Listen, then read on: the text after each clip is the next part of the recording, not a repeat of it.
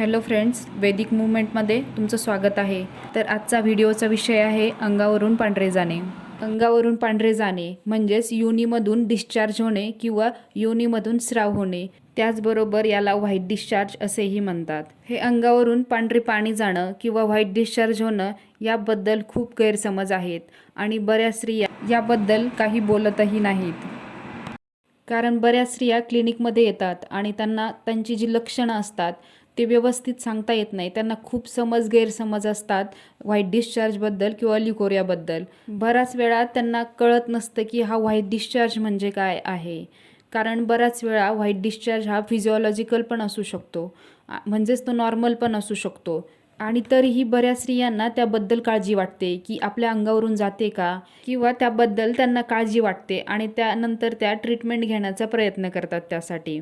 त्याचबरोबर काही वेळेला हा जो व्हाईट डिस्चार्ज असतो तो ॲबनॉर्मलही असू शकतो आणि हा असाच ॲबनॉर्मल डिस्चार्ज म्हणजेच हे इन्फेक्शन परत होऊ नये यासाठी आपण काय करावे हे सर्व आपण या व्हिडिओमध्ये पाहणार आहोत.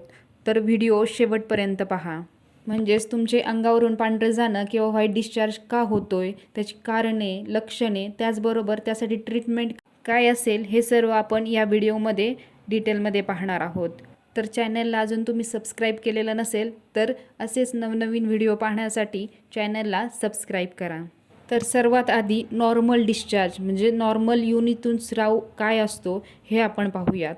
तर हा जो योनीतून स्राव होत असतो, व्हाईट डिस्चार्ज होत असतो, तो योनीला आर्द्र किंवा योनीला ओलं राहण्यासाठी किंवा योनीला ओलसर ठेवण्यासाठी असतो.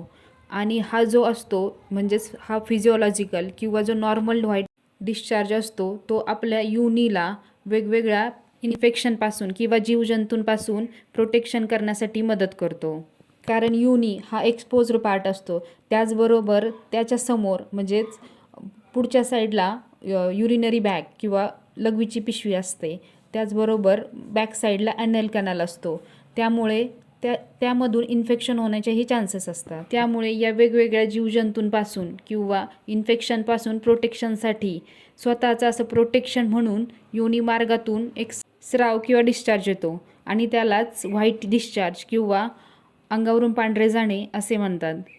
आणि हा जो व्हाजायनल डिस्चार्ज असतो तो एक असा लिक्विड किंवा असं चिपचिपा एक पदार्थ असतो आणि हा पदार्थ बनतो शक्यतो पाण्यापासून. त्याचबरोबर अशा काही सेल्स ज्या व्हाजायनापासून किंवा सर्विक्समधून तयार होतात अशा काही सेल्सपासून, त्याचबरोबर असे काही नॉर्मल बॅक्टेरिया असतात, असे काही नॉर्मल जे जीवजंतू असतात जे व्हाजायनाचा pH मेंटेन करण्यासाठी असतात, अशा बॅक्टेरियाजपासून हा व्हाईट डिस्चार्ज तयार होतो. म्हणजेच तो योनीला नॉर्मल राहण्यासाठी किंवा योनीचा pH मेंटेन करण्यासाठी हा डिस्चार्ज असतो.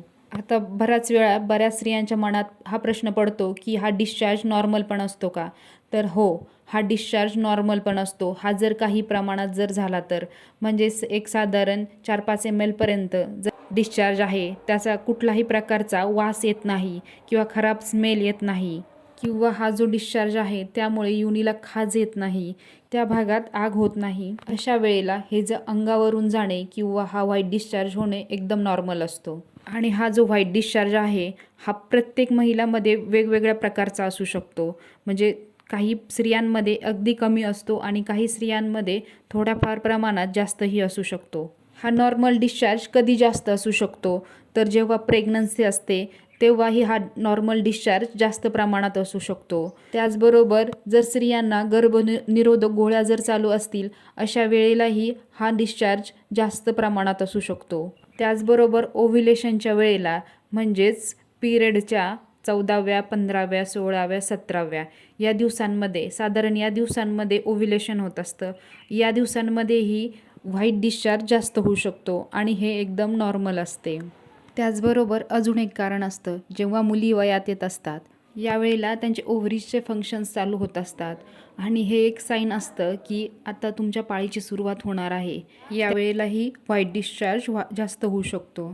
त्याचबरोबर पाळी येण्याच्या आधी आणि पाळी येऊन गेल्यानंतर काही दिवस हा डिस्चार्ज जास्त असतो. म्हणजे before menses and after menses हा व्हाईट डिस्चार्ज स्त्रियांमध्ये जास्त असू शकतो. तर हे होतं नॉर्मल डिस्चार्जबद्दल. आता ॲबनॉर्मल डिस्चार्ज कसा असू शकतो हे आपण आता पाहूयात आणि याची कारणं कुठले कुठले असतात. तर हा व्हाईट डिस्चार्ज एकदम दह्यासारखा करडी किंवा असं येलोइश पिवळसर रंगाचा असतो, किंवा कप जसा पडतो असा हिरवाट किंवा असा पिवळसर रंगाचा एक स्राव असा योनी मार्गातून येत असतो. आणि बराच वेळा त्या भागात खूप इचिंग असते, खूप खाज येत असते त्या भागामध्ये. त्याचबरोबर बर्निंग म्हणजे खूप आग होत असते त्या भागामध्ये. व्हाईट डिस्चार्जचा वास येतो एकदम खराब.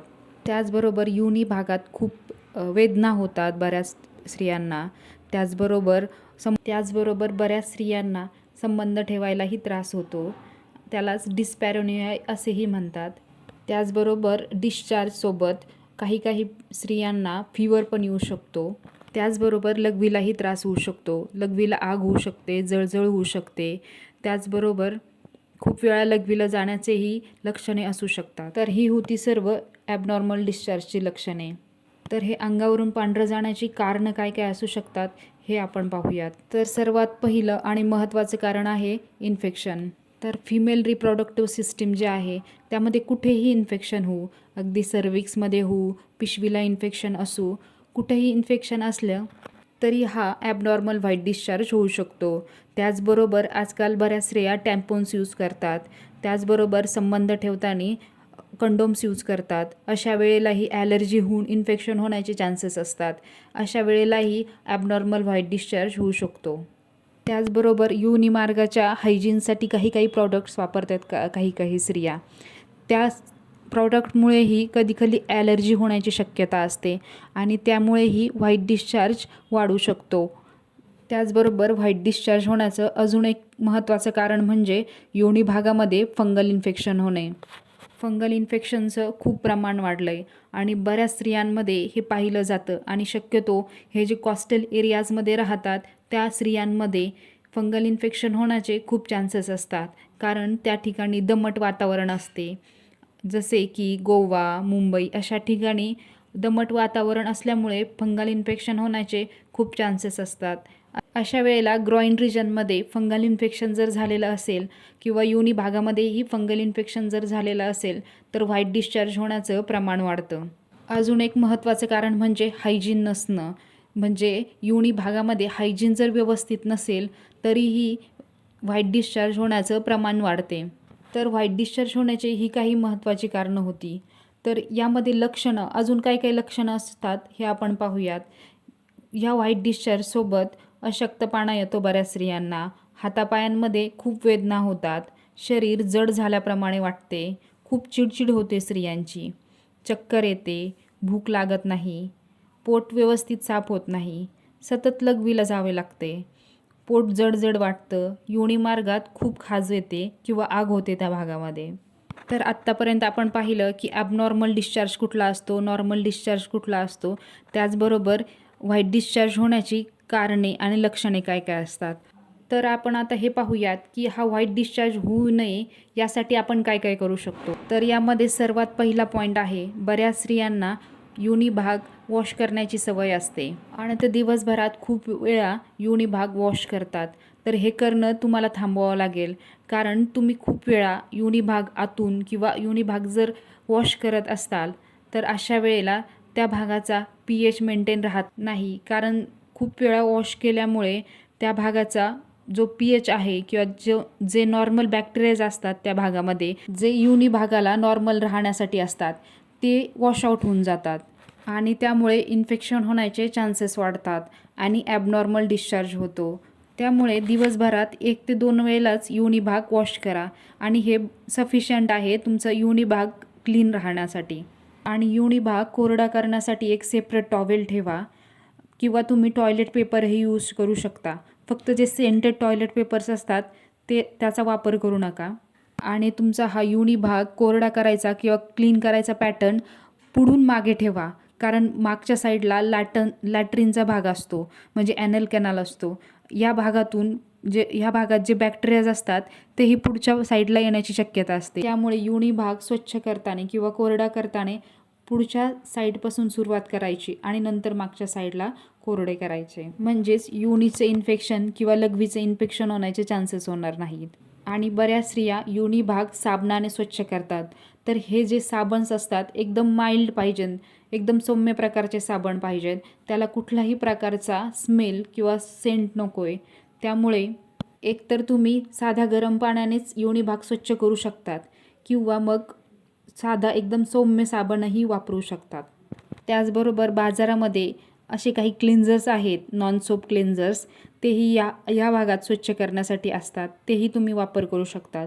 किंवा कुठल्याच प्रकारचे स्प्रे किंवा सेंटेड जे प्रॉडक्ट्स आहेत त्याचा वापर करायचा नाही. काही सॅनिटरी पॅड्सलाही वेगवेगळ्या प्रकारचे सेंट असतात. तर असे सॅनिटरी पॅड्स जे असतात त्याचाही वापर करायचा नाही. त्याचबरोबर संबंध येण्यापूर्वी आणि संबंध आल्यानंतर जर तुम्हाला वॉश करण्याची जर सवय असेल तर ती पण एकदम चांगली आहे. त्यामुळे व्हाजायनल इन्फेक्शन होण्याचे चान्सेस होत नाहीत. यामध्ये फक्त एकच गोष्ट तुम्ही लक्षात ठेवा, जेव्हा तुम्ही प्रायव्हेट पार्ट्स वॉश कराल तो पार्ट नेहमी कोरडा करा, ओला ठेवू नका, म्हणजेच कुठल्याच प्रकारचे इन्फेक्शन होणार नाहीत. त्याचबरोबर व्हाईट डिस्चार्ज न होण्यासाठी किंवा इन्फेक्शन न होण्यासाठी तुम्हाला पिरियड्समध्येही काही गोष्टी लक्षात ठेवाव्या लागतील. जसे की तुम्हाला तुमचा पॅड साधारण एक 5 ते 6 तासांना चेंज करायचाच आहे. कारण पिरियड्समध्ये खूप बॅक्टेरियल इन्फेक्शन होण्याचे चान्सेस असतात. त्यामुळे सॅनिटरी पॅड साधारण एक 5 ते 6 तासांना चेंज करायचाच आहे. जरी शेवटच्या दिवसांमध्ये ब्लिडिंग कमी होत असेल, शेवटचे 1-2 दिवस, तरीही तुम्हाला 5 ते 6 तासांना पॅड चेंज करायचा आहे. कारण त्यामध्ये थोडं जरी ब्लड असेल, थोडं जरी ब्लिडिंग झालेलं असेल तरीही त्यामधून इन्फेक्शन होण्याचे चान्सेस असतात.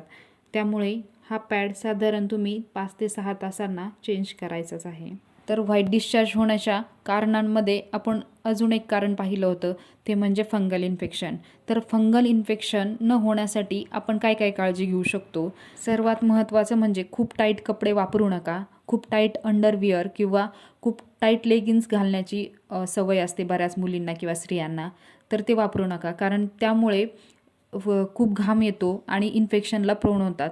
अशा वेळेला ग्रॉइन रिजनमध्ये किंवा व्हाजायनल रिजनमध्ये इन्फेक्शन किंवा फंगल इन्फेक्शन होण्याचे चान्सेस असतात. अशा वेळेला एकच गोष्ट लक्षात ठेवायची की तो भाग तुम्हाला कोरडा ठेवायचा आहे, घाम येऊ द्यायचा नाही.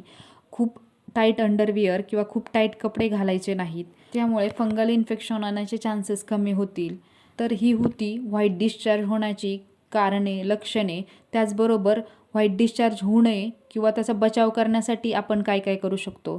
तर बऱ्याच स्त्रियांच्या मनात एक प्रश्न असतो की व्हाईट डिस्चार्ज होऊ नये यासाठी आपण घरगुती काय करू शकतो किंवा यासाठी घरी काय मेडिसिन्स घेऊ शकतो का? तर व्हाईट डिस्चार्ज होण्याची वेगवेगळी कारणे असतात आणि हा डिस्चार्ज वेगवेगळ्या प्रकारचा असतो प्रत्येक स्त्रियांमध्ये.